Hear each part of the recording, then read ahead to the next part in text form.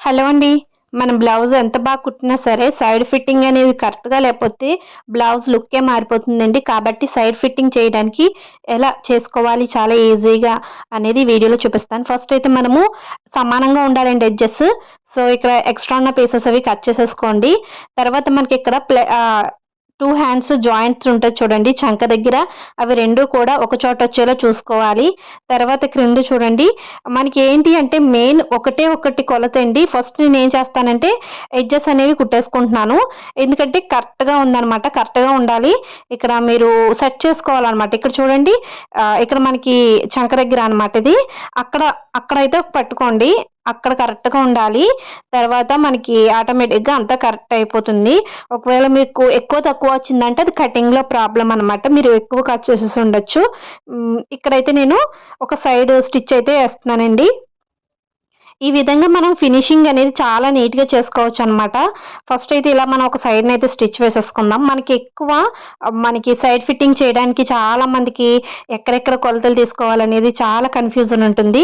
నేను మెయిన్ చెప్పేదేంటి అంటే hand loose చూసుకోండి ఫస్ట్.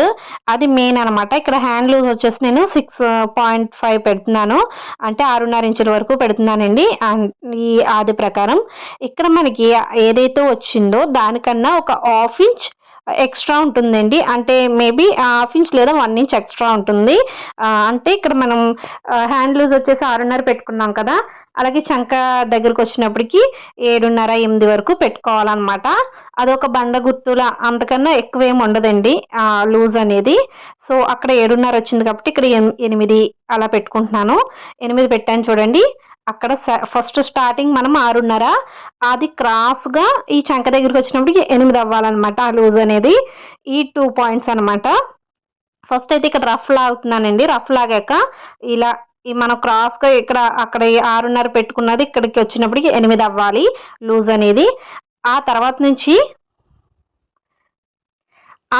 నుంచి మనము చంక డౌన్ 8 తీసుకున్నాం కదా! చంక లూజు 8 దగ్గర నుంచి స్ట్రెయిట్‌గా కుట్టుకుంటూ వెళ్ళిపోవాలనమాట. ఇక్కడ క్లిప్ అయితే మిస్ అయిందండి. సో, మీకు తర్వాత చూపిస్తున్నాను. నేనైతే చంక దగ్గర నుంచి స్ట్రెయిట్‌గా వచ్చేసాను. ఎక్కువ తక్కువ లేకుండా ఒకటే స్ట్రెయిట్ లైన్ అనమాట. మనం స్కేల్‌తో ఎలా వేసుకుంటే ఎలా అంత స్ట్రెయిట్‌గా వస్తుంది. అంత స్ట్రెయిట్‌గా మీరు స్టిచెస్ అనేవి వేసుకోవాలి. మీకు ఇలా సెట్ అయిపోతుందండి. ఇక్కడ మన చంక దగ్గర నుంచి క్రిందకి స్ట్రెయిట్‌గా వచ్చేస్తే మీకు ఫిట్టింగ్ చాలా బా వస్తుందనమాట. చూడండి ఇలా 3 లైన్స్ మీరు ఎన్ని లైన్స్ వేసుకున్నా అన్నీ కూడా స్ట్రెయిట్‌గా వేసుకోండి. వంకర టింకర లేకుండా. ఆల్మోస్ట్ ఇది సరిపోతుందనమాట. నేనైతే ఈ టిప్పే ఫాలో అవుతాను.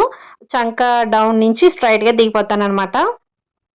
ఈ విధంగా కుట్టుకుంటే మీకు లోపల ఫినిషింగ్ బావుంటుంది. పైన లుక్ కూడా ప్లస్ గుర్తనేది చాలా బా వస్తుందండి. మీకు ఈ వీడియో నచ్చితే లైక్ అండ్ సబ్స్క్రైబ్ చేసుకొని ఫాలో అవ్వండి.